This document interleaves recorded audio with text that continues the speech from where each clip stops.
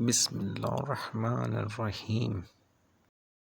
جیسے کہ اسلام میں جمعہ عزت والا ہے، عیسائیوں کے لیے اتوار اور ہندوؤں کے لیے منگل، اس طرح یہودیوں کے لیے ہفتہ کا دن محترم تھا، مگر فرق اتنا ہے کہ اسلام میں صرف ان لوگوں پر جن پر جمعہ کی نماز فرض ہے، جمعہ کی پہلی اذان سے ختم نماز تک وہ دنیاوی کاروبار کرنا حرام ہے جو نماز میں دخل انداز ہوں۔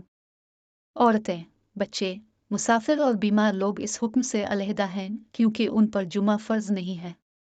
لیکن یہودیوں اور عیسائیوں کے ہاں ان سارے دنوں میں دنیاوی کاروبار حرام تھے، اور خاص کر شکار کرنا سخت جرم۔ موسیٰ علیہ السلام کے بعد یہ واقعہ پیش آیا کہ بنی اسرائیل کی ایک جماعت بحر کلزم کے کنارے شہر ایلا میں رہتی تھی جو مدینہ منورہ اور شام کے درمیان ہے۔ یہ لوگ مچھلی کے بہت شوقین تھے۔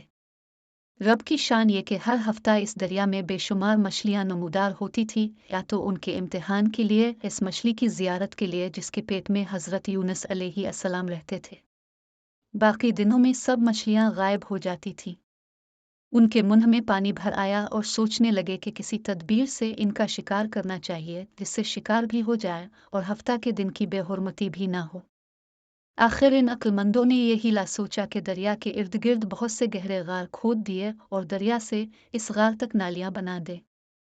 جمعہ کی شام کو ان نالیوں کا منہ کھول دیتے تھے کہ پانی کے ساتھ مچھلیاں ان گڑوں میں آ جائیں، اور اتوار کے دن ان گڑوں سے پکڑ لیتے تھے اور کہتے تھے کہ ہم ہفتہ کو شکار نہیں کرتے۔ انہوں نے وہ مچھلیاں خوب کھائیں اور فروخت کی، جس سے یہ بڑے مالدار ہو گئے۔ 40 سے 70 سال تک ان کا یہ عمل رہا۔ یہ لوگ گل 70,000 تھے۔ ان کی 3 جماعتیں بن گئیں، ایک تو شکار کرنے والوں کی، دوسرے اس سے منع کرنے والوں کی، اور تیسری خاموش رہنے والوں کی۔ یہ لوگ کل 12,000 تھے، باقی سب شکاری۔ جب شکاریوں نے ان کی نصیحت نہ مانی تو انہوں نے اپنے اور ان کے درمیان ایک دیوار بنا کر شہر کے 2 حصے بنا دیے اور کہا کہ ہم ان کے ساتھ نہ رہیں گے کہ ہم پر عذاب نہ آ جائے۔ یہاں تک کہ داؤد علیہ السلام کا زمانہ آ گیا۔ اپنے ان کو شکار کرنے سے منع کیا اور فرمایا کہ ابو قید کرنا ہی تو شکار ہے، جیسے کوئی ہرن کو جال میں پھانس لے۔ اس نے شکار کر لیا، کھائے یا نہ کھائے۔ ہفتہ کے دن تمہیں شکار کی ممانعت ہے، نہ کہ فقط ہاتھ میں پکڑنے کی یا کھانے کی۔ اس سے باز آ جاؤ ورنہ عذاب میں گرفتار ہو جاؤ گے۔ شکاریوں نے کہا کہ ہم تو بہت عرصہ سے یہ کام کر رہے ہیں، اگر یہ برا ہوتا تو اب تک ہم کو کیوں ملتی؟ تب داؤد علیہ السلام نے یہ دعا فرمائے، جس سے رب کا غضب آ گیا، اور رات میں یہ سب کے سب بندر بن گئے، جوان لوگ بندر اور بوڑھے لوگ سور بنا دیے گئے۔ ان کے عقل و حواس تو باقی رہے، مگر ان کی قوت گویائی جاتی رہی اور جسموں سے سخت بدبو نکلنے لگی۔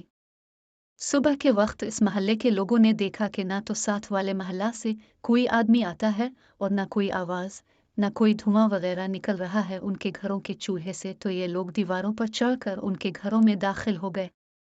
وہ بندر ان کو دیکھ کر ان کی طرف دوڑے اور ان کے قدموں سے لپٹ گئے اور ان کے کپڑے سونگھتے ہوئے روتے تھے۔ ان لوگوں نے کہا کہ کیا ہم نے تمہیں شکار کرنے سے منع نہ کیا تھا؟ وہ بندر سر ہلاتے اور آنسو ان کو رخساروں پر بہتے تھے۔